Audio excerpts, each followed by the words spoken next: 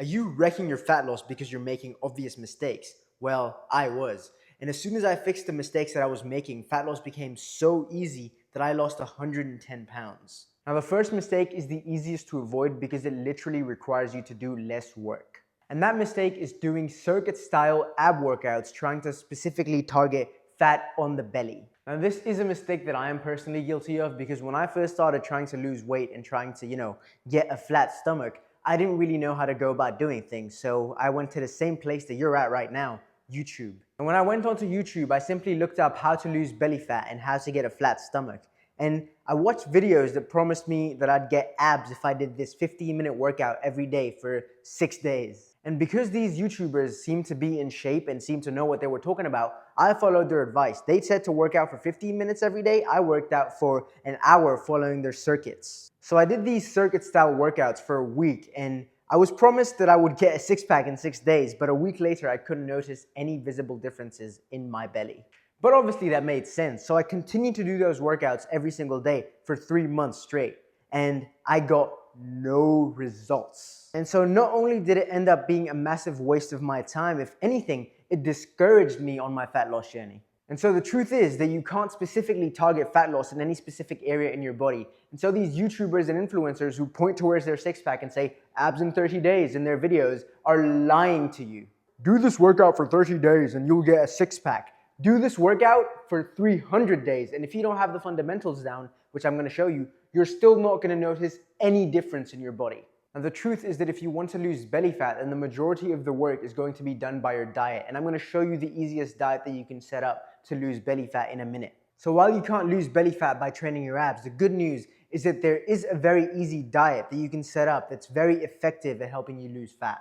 Now, my dieting and training philosophy all stems from one word: minimalism. That's why the fat loss diet that I'm about to show you only requires you to do one thing. So for some reason, fat loss coaches on the internet, whenever you ask them for advice on how to lose weight, they just throw the word calorie deficit in your face and expect you to make sense of that. Like, oh, how do I lose weight? Calorie deficit. Yeah, thanks for nothing, cunt.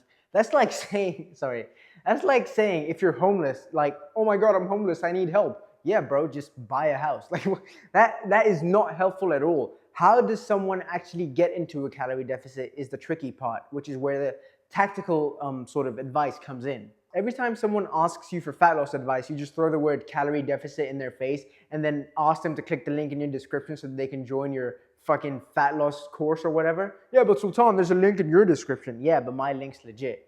Sorry, man. Cheeky promo. So let's get tactical on how to set up a diet so that you can be in that said calorie deficit.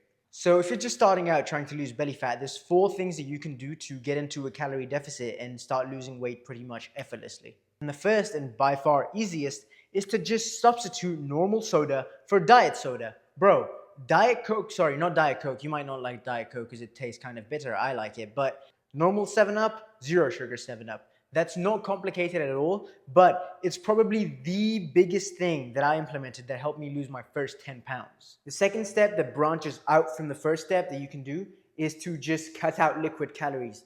Why are you drinking milkshakes? Why are you drinking coffee from McDonald's that's 700 calories a pop if your goal is to lose belly fat?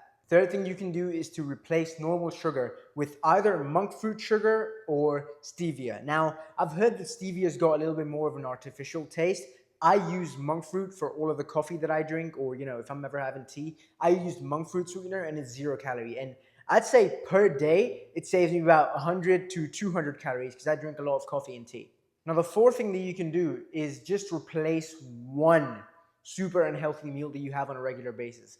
Now, you might be asking, Sultan, what meal should I cut out that's super unhealthy? Bro, cut out the meal that's obvious, that's blatantly obvious.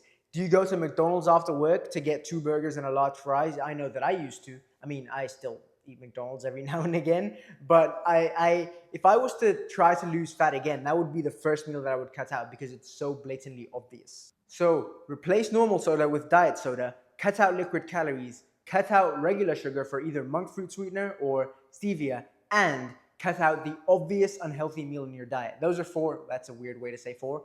Those are four of the things that you can do that are gonna be your first baby steps towards losing belly fat. Now, there's a lot more to it than those steps, which is why I'm creating a detailed guide on how to lose fat without dedicating your life to fitness and just being obsessive with your calories inside of my minimalist fitness program. Now, that's just one mistake. The second mistake is the reason that people still have belly fat even after they lose weight. And that mistake is not lifting weights. So if you ever pay attention to the people in the gym who are constantly on the treadmills, you'll notice that they're there pretty much every day. I mean, some of them, most of them quit after the first day. But the people that are there on the treadmills consistently are there month after month, year after year, but they don't look any different. And there's a reason for that. So when you lose weight, but you don't make any efforts to hold on to muscle, you go from looking like this to looking like this. Now, yeah, looking skinny fat and sick for some people might be better than looking completely obese, but we don't want to go from fat to sick or fat to skinny fat. We want to go from fat to toned. And so getting toned without lifting weights is just straight up impossible. Now, when it comes to going to the gym and lifting weights, most men have two massive problems. The first one being that they don't have enough time to spend in the gym, and the second one being that they don't know what to do in the gym. And I'm going to solve both of these problems for you. So first, let's solve the problem of not having enough time to spend in the gym. Now, this problem is relatively easy to solve because the truth is that you don't need to spend a lot of time in the gym. I used to spend 12 hours per week in the gym and I looked like shit. Well, I'm sure some people thought that I looked good, and I guess I did compared to the average population, but now I barely train for 3 to 4 hours a week and I am in the best shape of my life because now I train through minimalism, which emphasizes training quality over training quantity. And so really what you want to avoid doing is training 5 to 6 days per week and spending 2 hours in the gym at a time. That is like an absolute no-go.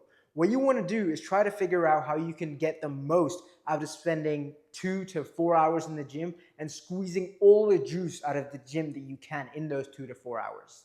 You want to make sure that your workouts are effective, and in order for them to be effective, they need to be infrequent because you need enough time in between workouts for you to recover. So you've got to do high intensity, infrequent, and short workouts 3 to 4 times per week at most.